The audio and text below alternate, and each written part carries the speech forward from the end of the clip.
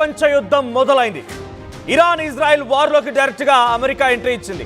ఇటు చైనా కూడా దొంగచాటుగా ఇరాన్కి కొంత యుద్ధ సామాగ్రి పంపిస్తున్నట్టుగానే చర్చనీయాంశంగా మారింది. అరబ్ కంట్రీస్ అన్ని ఏకమయ్యాయి.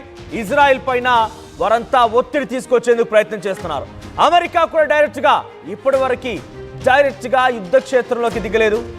అయితే ఇప్పుడు డైరెక్ట్గా యుద్ధ క్షేత్రంలోకి దిగాలనే ఒక ఆలోచనతో అమెరికా ముందుకు వెళ్తోంది. Over and over again. ఆ తర్వాత there will be much bigger than that. ఆ తర్వాత there will be no more. ఈ పదాలని అమెరికా అధ్యక్షుడు డొనాల్డ్ ట్రంప్ వాడుతున్నారు.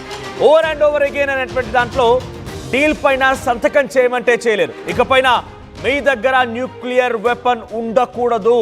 There will be over and over again. దాని పని అయిపోతుంది అనేటువంటి మాటని డొనాల్డ్ ట్రంప్ వ్యాఖ్యానిస్తూ ట్వీట్ చేశారు. ఆ తర్వాత there will be no more అంటే ఇకపైన ఇరాన్కి సంబంధించి ఏది ఉండదు, టహరాన్ని ఎవాక్యువేట్ చేయనేటువంటి పదాన్ని కూడా డొనాల్డ్ ట్రంప్ మాట్లాడుకొచ్చారు. ఇప్పుడు తాజాగా ఏకంగా డైరెక్ట్గా అన్కండిషనల్ సరెండర్, ఎటువంటి షరతు లేకుండా సరెండర్ అయిపోవాల్సిందే, లేదు కాదు కూడదు అనుకుంటే అంతమొందిస్తామన్నటువంటి ఒక మాటని మాట్లాడుకొచ్చారు ఆయన. అన్కండిషనల్ సరెండర్ చూస్తున్నారు కదా ఆర్టీవీ స్క్రీన్ పై రైట్ సైడ్ బాక్స్లో డొనాల్డ్ ట్రంప్ చేసినటువంటి ఆ ట్వీట్. అన్కండిషనల్ సరెండర్, షరతులు లేకుండా లొంగిపోవాల్సిందే. ఎస్, అటు ఇరాన్ని షరతులు లేకుండా లొంగిపోవాల్సింది చెప్పేటువంటి మాటల్ని డొనాల్డ్ ట్రంప్ చెప్తున్నారు. ఇజ్రాయెల్ భుజంపై నుంచి ఇరాన్ని ఇన్ని రోజుల పాటుగా ఎక్కుపెట్టిన డొనాల్డ్ ట్రంప్ ఇప్పుడు డైరెక్ట్గా యుద్ధ క్షేత్రంలోకి దిగుతున్నారు. ఏ క్షణమైనా అమెరికా డైరెక్ట్గా ఇరాన్ పైన యుద్ధాన్ని ప్రకటించే అవకాశం కనబడుతోంది. ఇదంతా కూడా మూడో ప్రపంచ యుద్ధానికి దారి తీయబోతోంది. టెహరాన్లోని న్యూక్లియర్ స్థావరాలనే టార్గెట్గా ఇజ్రాయెల్తో కలిసి డొనాల్డ్ ట్రంప్ దాడులు చేయాలనుకుంటున్నారు. దాడులు చేయాలనే నిర్ణయాన్ని ఆల్రెడీ డొనాల్డ్ ట్రంప్ తీసుకున్నట్టు తెలుస్తోంది. కెనడా నుంచి G7 సమ్మిట్లో పాల్గొనబడినటువంటి డొనాల్డ్ ట్రంప్ హుటాహుటిన ఒకరోజు ముందుగానే షెడ్యూల్ని ముగించేసుకొని వైట్ హౌస్ చేరుకున్నారు. దీనిపైన ఇజ్రాయెల్ ఇరాన్ యుద్ధానికి ముగింపు పలకడం కోసమైనటువంటి ఒక మాట చర్చనీయాంశంగా మారింది. కానీ ఇదంతా తప్పుడు భావన, కావాలని కొంతమంది రకంగా పబ్లిసిటీ స్టంట్లు చేస్తున్నారు. నాకు యుద్ధం ఆపాల్సిన అవసరం లేదు. There is nothing to do with Israel and Iran cease fire. అసలు యుద్ధాన్ని ఆపాల్సిన అవసరం లేదు, దాంతో చేయాల్సినటువంటి ఆ సిచ్యువేషన్ కూడా లేదు అని చెప్తూనే ఆయన మరోవైపుగా ఎవాక్యుయేట్ టెహరాన్ అనేటువంటి మాటలు మాట్లాడుకొచ్చారు. ఎవాక్యుయేట్ టెహరాన్, టెహరాన్ మొత్తాన్ని కూడా అంతా వదిలేసి వెళ్ళిపోయినటువంటి ఒక మాటని మాట్లాడుకొచ్చారు ఆయన. ప్రస్తుతానికి టెహరాన్లోని కొజీర్ అనేటువంటి ఒక ప్రాంతంలో పెద్ద ఎత్తున మిసైల్స్ తో ఇజ్రాయెల్ దాడి చేస్తున్నట్టు తెలుస్తోంది. Multiple Iranian news outlets are reporting that news. Israel forces have launched a strike targeting Qojir missile production facility near Tehran. Qojir missile production సంబంధించి ఆ స్థావరాన్ని, ఆ ప్రొడక్షన్ స్థావరాన్ని ప్రస్తుతం ఇజ్రాయెల్ తమ దాడులతో ఉక్కిరి విక్కిరి చేసింది. ఈ విషయాన్ని ఏకంగా ఇరానియన్ మీడియా సంస్థలే ధృవీకరిస్తున్నాయి. ఇక టెల్ అవీవ్ ప్రాంతానికి కూడా evacuation warning for Tel Aviv. So Iran ఏం చేస్తోంది, ఇటువైపు ఇజ్రాయెల్ నుంచి అమెరికా నుంచి టెహరాన్ ప్రాంతాన్ని ఎవాక్యుయేట్ చేసి వెళ్ళండి అని చెప్పడంతోనే వారంతా ఎవాక్యుయేట్ చేసి వెళ్ళిపోయారు. చైనీస్ ఎంబసీ రంగంలో దిగింది, తమ పౌరులను కాపాడుకునేందుకు వారంతా ప్రయత్నం చేశారు. ఇండియన్ ఎంబసీ కూడా రంగంలో దిగింది, తమ పౌరులను కాపాడుకునేందుకు శ్రమించింది ఇండియన్ ఎంబసీ అధికారులు కూడా. ఇప్పుడు తాజాగా టెహరాన్ మొత్తం కూడా దాదాపుగా ఎవాక్యుయేట్ అనేది కనబడుతోంది. టెహరాన్లో ఒక ఆందోళనకరమైన పరిస్థితులు నెలకొన్నాయి. ఇరాన్ టెహరాన్ ప్రాంతాన్ని మొత్తాన్ని కూడా బాంబులతో ఛిద్రం చేస్తోంది ఇజ్రాయెల్. ఈ నేపథ్యంలోనే అటు ఇరాన్ కూడా ఒక బిగ్గెస్ట్ వార్నింగ్ ఇచ్చింది, ఎవాక్యుయేట్ టెల్ అవీవ్. ఏ రకంగా అయితే ఎవాక్యుయేట్ టెహరాన్ అనేటువంటి మాటని డొనాల్డ్ ట్రంప్ మాట్లాడుకొచ్చారో ఇప్పుడు ఇరాన్ ఏమంటోంది, evacuate Tel Aviv. Tel Aviv అనేటువంటి ప్రాంతం ఇజ్రాయెల్లో చాలా అద్భుతమైనటువంటి ఒక మహానగరంగా ఉంది. ఒక రకంగా రాజధాని నగరంగా కూడా మనం వివరించవచ్చు దాన్ని. సో టెల్ అవీవ్ ప్రాంతాన్ని వదిలేసి వెళ్ళిపోండి, ప్రాణాలు కాపాడుకోండి. ఇప్పటికే ఇరాన్ ముప్పెట దాడి చేసింది.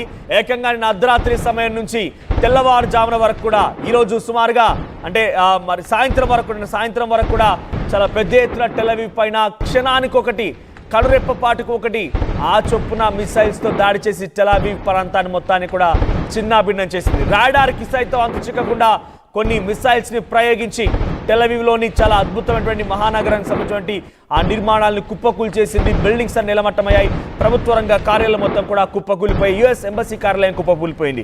ఈ రకంగా మరోసారి ఆదేశాలు జారీ చేసింది, వార్నింగ్ ఇచ్చింది. ఎవాక్యుయేట్ టెల్ అవీవ్ అనేటువంటి ఒక వార్నింగ్ ని ఇజ్రాయెల్ ఇచ్చినట్టు తెలుస్తోంది. ఇక ఇజ్రాయెల్ ఏం చేస్తోంది, IRGC ఇరాన్లో ఉన్నటువంటి ఒక పెద్ద యూనివర్సిటీని టార్గెట్ చేసింది.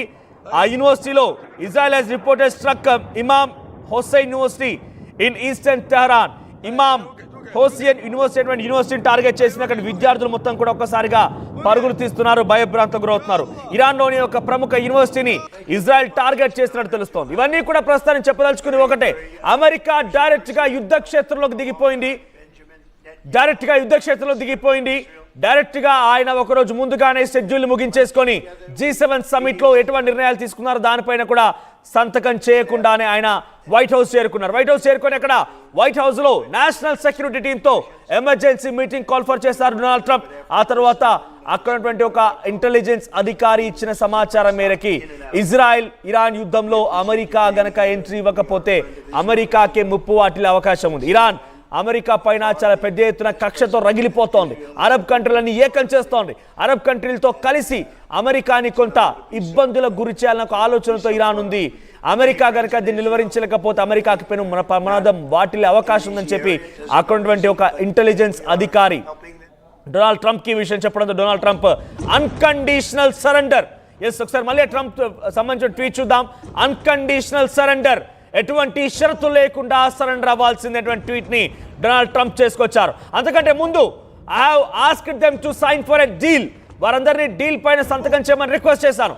న్యూక్లియర్ వెపన్ స్టేట్స్ లో భాగంగా వారు కూడా మాతో కలిసిపోండి, నాన్ ప్రొలిఫరేషన్ ట్రీటీని సంతకం చేయండి, మేము న్యూక్లియర్ వార్ ని మేము ఎట్టి పరిస్థితుల్లో ఎంకరేజ్ చేయము, ప్రపంచ శాంతి కోసం ప్రయత్నం చేస్తాం, ప్రపంచ శాంతికి విఘాతం కలిగించే విధంగా మా చర్యలు ఏవి కూడా ఉండవు అనే దానిపైన సంతకం చేయండి అంటే ఇరాన్ ఇది మాకు హెచ్చరికగా ఉంది, మీరు మమ్మల్ని రిక్వెస్ట్ చేసినట్టుగా లేదు, మేము సంతకం చేయమంటే ఒక వార్నింగ్ ని డొనాల్డ్ ట్రంప్ కి ఇచ్చింది. ఇప్పుడు ఏకంగా న్యూక్లియర్ వార్ ని ప్రయోగిస్తామనే మాటని అటు G7 దేశాలు కూడా తప్పుపడుతూ ఉన్నాయి.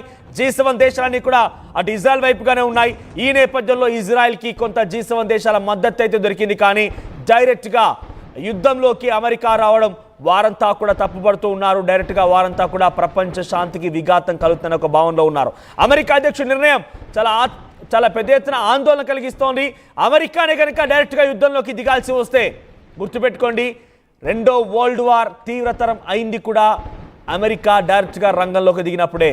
సో ఇప్పుడు డైరెక్ట్ గా అమెరికా రంగంలోకి దిగుతోంది. ఒకవైపు 1941 సిచ్యువేషన్, ఎప్పుడైతే వరల్డ్ వార్ 2 జరిగిందో అప్పుడు సిచ్యువేషన్ తలపిస్తోంది. భారత్ పాకిస్తాన్ యుద్ధం, పాకిస్తాన్ వచ్చి భారత్లో అల్లకల్లోలం సృష్టించడం, ఆ తర్వాత రష్యా ఉక్రెయిన్కి సంబంధించినటువంటి ఆ యుద్ధం, ఇవన్నీ కూడా మూడో ప్రపంచ యుద్ధానికి దారి తీస్తున్నట్టుగానే ఉన్నాయి. అయితే ఏమాత్రం కూడా అమెరికా అధ్యక్షుడి యొక్క హెచ్చరికల్ని ఇరాన్ లెక్క చేయకపోవడంతో మరింత ఆగ్రహంతో రగిలిపోతున్నారు డొనాల్డ్ ట్రంప్.